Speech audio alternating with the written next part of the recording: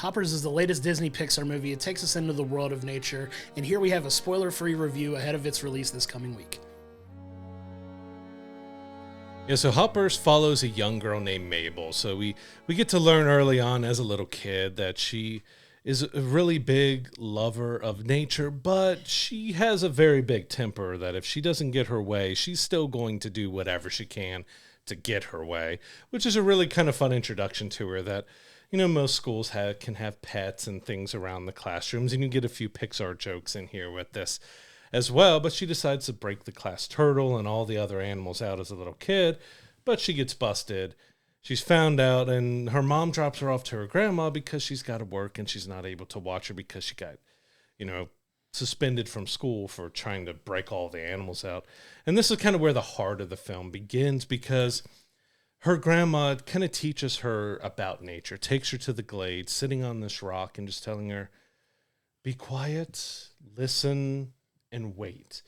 And she finally gets to hear and see the nature and the animals show up, and it helps calm her. And she kind of learns these traits from her grandma. Whenever she gets angry or upset, that she just kind of needs to slow down and look. But she doesn't fully get over all the rage and everything that she needs, because as she comes into a young adult, there's things that start to threaten the glade that she had such a big connection with her grandma with. Yeah, and that's kind of the jumping point for this entire movie. Like, you get the mix of nature and the way that they're able to go and interact with nature. If you've seen the trailers for this film, you kind of understand like what the name Hoppers actually means, and transferring your consciousness into a robotic animal to go and try to get these animals to work together to help save the glades as well. And you get a really hearty, funny movie out of this. One thing Pixar has always done a good job of is telling stories with heart, charm, humor, and you get that on full display here. I'm not seeing a ton of early buzz online for this film. There should be. But there should be. This movie is awesome. I had a really good time watching this. There were so many funny moments. I have a feeling that there's going to be some characters that come out of this film that are going to really resonate with people and are just silly and over the top. Obviously, the lizard one's been kind of a little bit of a meme already, just a little bit from initial stuff. You're going to love the lizard. The lizard is absolutely hilarious in it, but you have a lot of really talented, as you do with many Pixar movies, you have a lot of talented voice actors in this, a lot of famous names attached to it, but you get a really solid, heartfelt story about this strong-willed girl who's willing to do whatever it takes to kind of save this area that has like a very sentimental value to her from this corporation, from, the quote unquote evil Mayor Jerry, who is voiced brilliantly by John Hamm in this. And he's such a fun character to kind of interact with, as kind of a bad guy, kind of not a bad guy. They do a fun job of kind of walking that fine line. Like, he's doing bad things for the environment, but he's like a beloved mayor. There's definitely some messaging in this film, but I just had an absolute blast watching this. Oh yeah, it was a fantastic film. Like, Pixar has always been so good about balance between, all right, this is a movie for kids, but there are so many jokes for adults and stuff. Oh, yeah. And they've always balanced that so well. Like, flap around and find out, you might hear in there, which some people might kind of know what the true meaning of that is, but they walk the line of making things that could be slightly inappropriate but make it fit. Like, okay, we're close to the line, but we're not going over it. But I mean, yeah, they go in with could be a little heavy-handed message that you know exactly where they're standing on the side of nature versus politicians and development and everything else. But they still managed to have quite a lot of heart behind Mabel, but also looking into stuff with Jerry and the animals and everything else around it. I just think they handled basically everything just so incredibly well. Like, you have Piper Curda as Mabel, you've got Bobby Moynihan as King George, the beaver king of the mammals.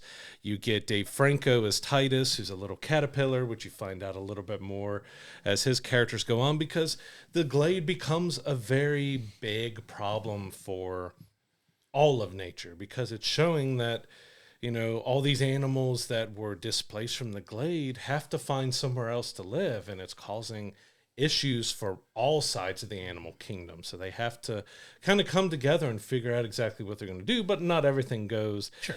as planned with that. But I do feel like Mabel's a very strong character. She's a very strong-willed girl that does have, like, I'm doing whatever I want, how I want to do it, whenever I want. This is how things are going because I feel like I'm justified in everything way. And I'm glad that they did have an aspect in it that kind of looked at it like, well, maybe not all good intentions are actually good, because you have to worry about what you do has serious consequences, whether it's in nature or real life.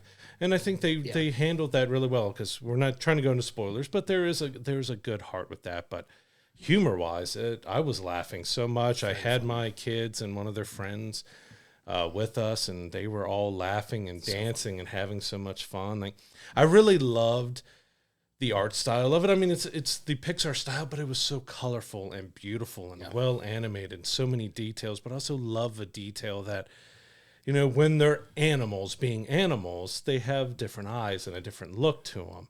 And then when you're in robot mode with Mabel, you get to see that they have bigger cartoonish eyes and they're a little bit more over the top. And you see, I love that distinction to tell you kind of which way of the world you're looking at now. You're looking as a human looking at animals, or are you looking at animals looking out towards the world? And they did that so well.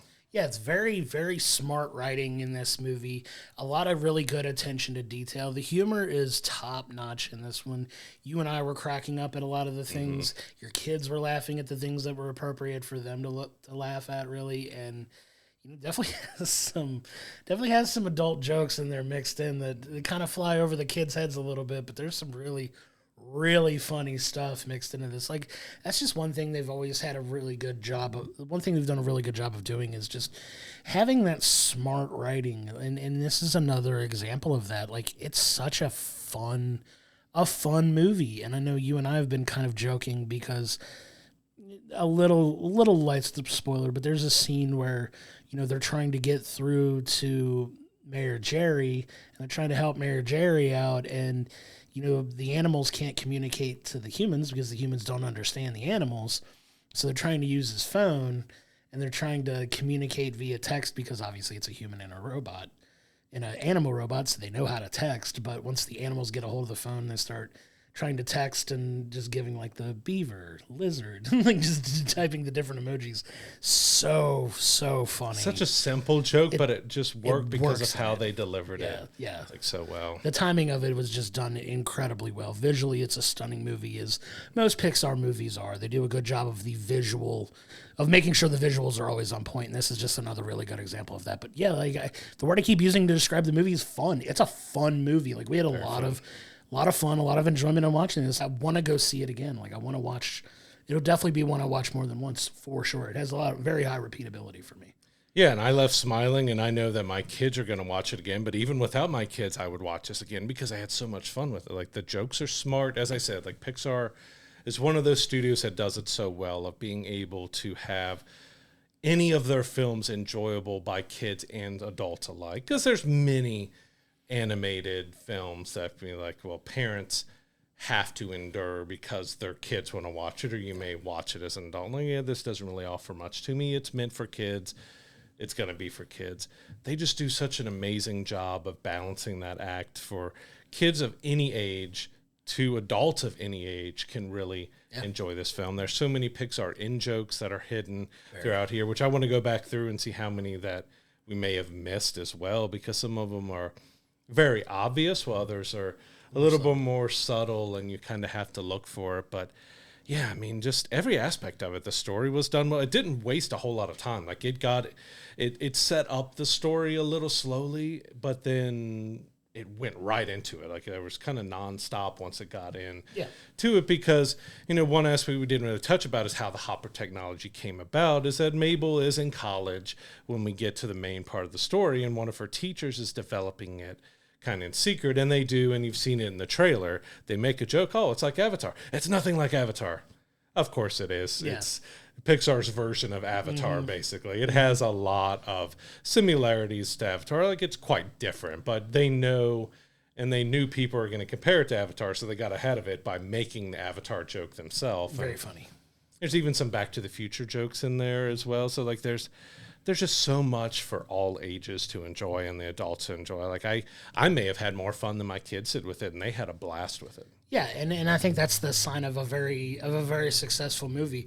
We'll see how it does financially because, this isn't like the prime time for a Pixar movie to get released. Obviously, you have the juggernaut that is Toy Story 5 coming up later this year, so I get why they try to put it in earlier to get ahead of it, but this is definitely one that I think if you're looking for like a good family movie to go see right now, definitely one you need to take the kids. The kids will have an absolute blast. Like, our whole theater had a bunch of kids up and dancing, moving around, laughing. Like, it was a really fun family time. Like, we had an absolute blast watching this, and this is one that feels like it's resonating with everyone in our audience. Like, we had just a really good, fun theater experience watching this, and definitely one that we recommend for the whole family for sure.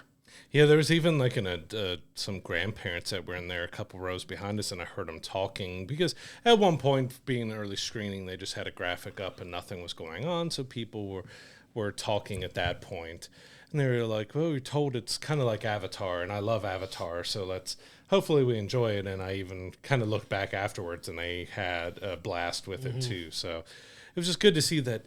Again, Pixar is just.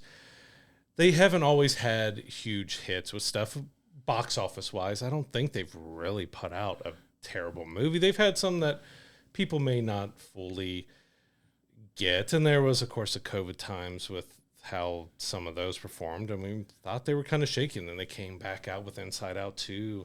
And now it's a smash hit. You said you have Toy Story 5 coming out. And you had Hoppers here, which they did a decent job with advertising. But I don't think they really gave the advertising for this enough just to show just how good of a movie this is, because it's just, this to me is well on its way to becoming another Pixar classic. Yeah, it's a sleeper hit for sure, because I agree. I don't think this is getting the buzz that other Pixar movies are getting, so we don't know how financially it's going to do. Like you said, you're unfortunately in the same release year as a Toy Story 5, which is going to make a ton of money. We know it's going to. Obviously, we're looking forward to seeing it too, but this is an original story. Like, this is one that I don't even know if necessarily it needs to go back to it and come back and turn it into a franchise, but if it winds up being just a standalone Disney Pixar film, it's a really solid entry in a catalog that's got so many hits in it. Like, this is another one that I feel is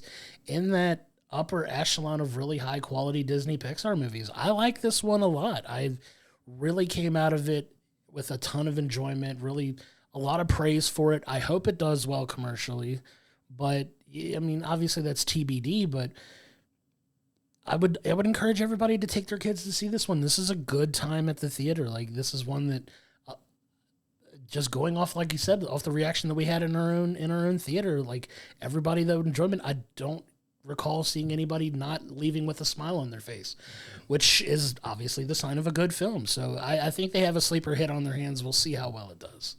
Yeah, so Pixar's Hoppers is a fantastic Pixar movie. They know how to balance the heart, the humor, to have kids to adults enjoy every aspect of it. It has a solid story. It's beautiful animation. The colors, the lighting, everything is fantastic with it. It has incredibly good humor in it that adults and kids both can enjoy. This is going to be a new Pixar classic to me that people are really going to find how much that they enjoy this, and it's going to be played with all the other big Pixar classics to me. I'm giving it a 9. I loved it that much. I was close to 9.5 and 10 with it. There are a few things that they could have done a little bit better with handling the almost a little heavy-handedness with kind of the story and the stuff between Mabel and Jerry, but overall, I had such a blast. It is so much fun for any age that this really deserves to be seen by everybody, that Pixar has really nailed it and knocked it out of the park again. Yeah, I'm giving it a 9 as well. That's exactly where I landed too. It's got heart, it's got humor, it's got everything you want from a really good Disney Pixar movie. I hope that it does commercially well. I have a feeling if it doesn't, this is going to be one of the ones that when it gets on streaming, it's going to pick up a ton of popularity when people actually go and watch it. I implore you to go see this film in theaters. It's Well worth definitely a fun theater time. The sound in it's great, and we didn't even touch on how good like the music in the movie is. Like it's got some good musical moments in it. It's not a heavy musical Disney film, but the music that it does have is really solid in it as well. The songs fit really well. The songs fit, and that's the sign of a good movie is when the music connects with the story that they do, and they do a good job of that as well. Like it's everything you want from a really solid, family-friendly animated movie that, in my opinion, is up there with some of the best that they've done. I agree. Like it's a lot of fun. Your kids will love it. You'll love it. It's got some very, very funny stuff, and it's got a lot of quotable stuff that's coming out of it, which is also another sign of a good movie. So, 9 out of 10 is a solid score for me as well. I'm loving this movie that we've seen. Yeah, so me and my kids and even Josh with us were going through the credits, and they were putting the emojis and other stuff for the credits, and we sat through the whole credits just reading out the emojis in the like voice of the emojis. That's how you know that you had a hit and a good movie on your hand, when you're wanting, not even caring if there are scenes. There are 2 scenes. There's a mid-credit and an end credit, so make sure you stick around for both because they're both really cute and fun and stuff with it. But if you're taking your kids, they're going to have probably as much fun as me and my kids had of just sitting there and naming out all the emojis and the computer Siri voice that they use for it. But yeah, Hoppers hits theaters on March 6th. We highly recommend you take yourself, your family, whoever you want to take with your friends. It has something for everyone, for family, for adults. It is a fantastic film that deserves to be seen on the big screen. Go check it out. You won't be disappointed by it. Yeah, and thank you so much for tuning into this review. If you feel so inclined, do all the things that help us out. Give us a like on all of our social media platforms. Go to willbringthepopcorn.com for all of our social media information. Liking, subscribing on YouTube, all the things that help us out. We cannot thank you enough for your continued support. You can also become a subscriber over on Patreon to get each episode delivered to you early, exclusive merch items, and your name read out at the end of every episode. So check it out at patreon.com/willbringthepopcorn. And that's going to do it for this week. Thank you again, and we'll see you on the next episode.